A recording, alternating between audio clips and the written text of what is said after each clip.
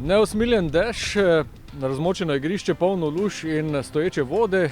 To vse skupaj je privedlo do tega, da je bila tekma, ki je bila planirana v soboto ob 20:15 med Gorico in Mariborom, preložena. Scene, ki pravzaprav pričajo več kot vse besede.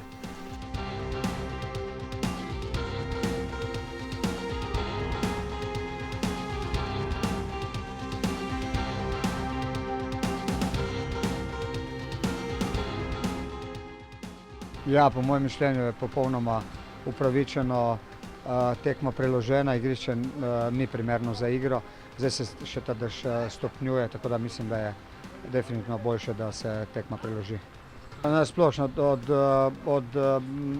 mislim, da se istega mišljenja so tudi domačini, da je nevarnost prevelika in enostavno od nogometa ne bi bilo nič.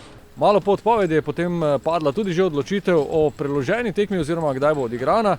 Nov termin je sedaj v torek in sicer popoldne ob 16. uri med Gorico in Mariborom, torej čez nekaj dni.